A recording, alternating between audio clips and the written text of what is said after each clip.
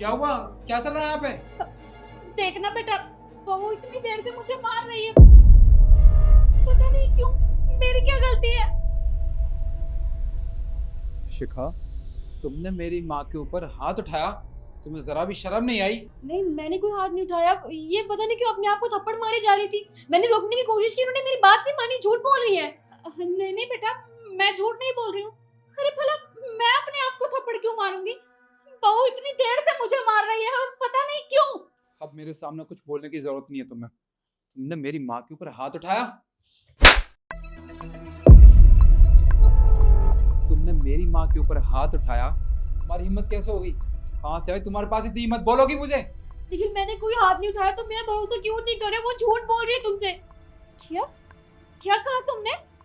मैं झूठ बोल रही हूँ? अरे मैं अपने बेटे से झूठ क्यों बोलूंगी भला? मतलब तुमने मुझे थप्पड़ मारे और मैं अपने बेटे को बताऊं भी ना? देखिए मम्मी जी, मुझे नहीं पता आप ये सब क्यों कर रही है, लेकिन आपने झूठ बोला है। आप सच बताइए, आपने अपने आप को खुद थप्पड़ मारे थे, मैंने कोई थप्पड़ नहीं मारा आपको। देख बहू, झूठ बोलने की जरूरत नहीं है बेटा।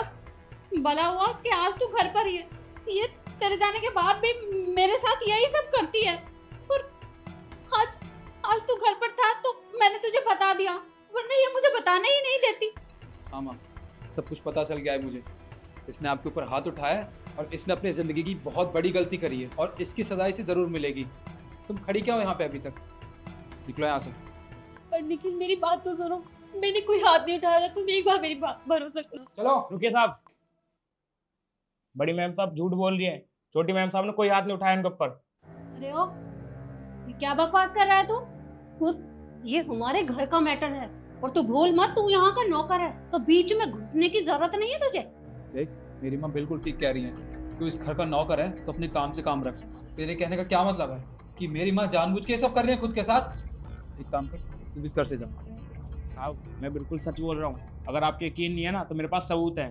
रुको मैं आपको दिखाता हूँ। सबूत?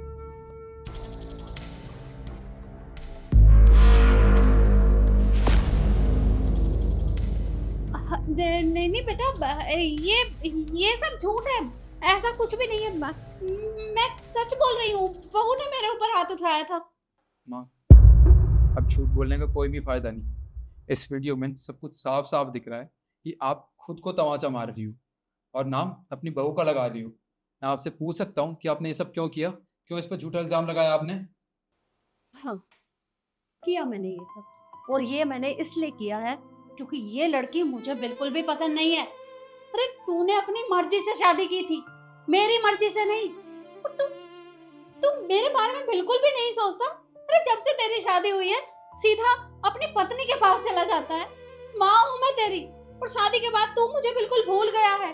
ना तो मेरे पास बैठता है, ना मुझसे बातें करता है। अरे मेरा भी तो मन करता है कि मैं अपने बच्चे से बातें करूं, उसके साथ अपना टाइम बिताऊं, पर तूने मेरा सारा टाइम अपनी पत्नी को दे दिया है।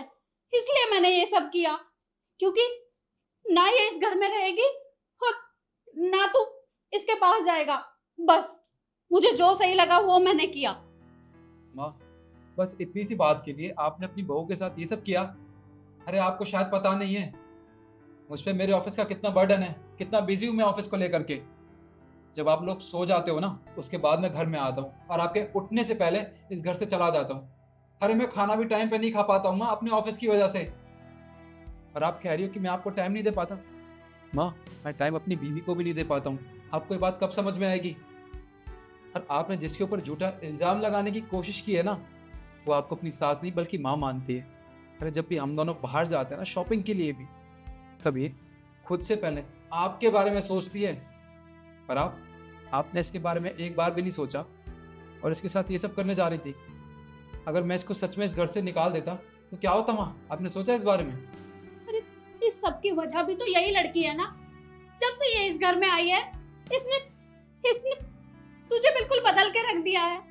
तू मेरा बेटा है और मुझसे ही बात नहीं करेगा तो माँ क्या करेगी भला? माँ, आपको क्या हो गया है? मुझे कुछ समझ नहीं आ रहा। देखिए, अगर आपको मेरे टाइम को लेकर दिक्कत थी तो मुझे बता देती ना, मैं अपना शेड्यूल चेंज कर देता, आप दोनों को बराबर टाइम देता। माँ, आप दोनों मेरी ज़िंदगी में बराबर अहमियत रखते हो। एक तरफ मेरी माँ है और एक तरफ मेरी बीवी। मैं दोनों को ही नहीं छोड़ सकता। दोनों को ही मैं प्यार करता हूँ। अगर आप दोनों में से किसी को भी कुछ भी हो जाएगा तो मुझे बहुत ज़्यादा दुख होगा। देखिए माँ, आपको ऐसा नहीं करना चाहिए था। ये आपसे बहुत प्यार करती है। और मम्मी जी, अगर आपको इतनी दिक्कत थी मुझसे तो आप मुझे पहले बोल सकती थी। आपको ये सब करने की जरूरत नहीं थी। मैं चुपचाप इस घर को छोड़ के चली जाती, मैं आप दोनों के बीच में आती ही नहीं। पर आपने जो भी किया बहुत गलत किया है। देख बहू, मेरा इरादा तेरा दिल दुखाने का नहीं था। ये सब कुछ मैंने अपने बेटे की वजह से किया है, क्योंकि ये मुझसे बात ही नहीं करता। देख, मैं मानती हूँ कि मैंने तेरे साथ जो भी किया वो बहुत गलत किया, पर तू मुझे माफ कर दे। मैं आज के बाद ऐसा नहीं करूँगी। माफ कर दे बेटा। कोई बात नहीं मम्मी जी, आपको एहसास तो है कम से कम कि आपसे गलती हुई है।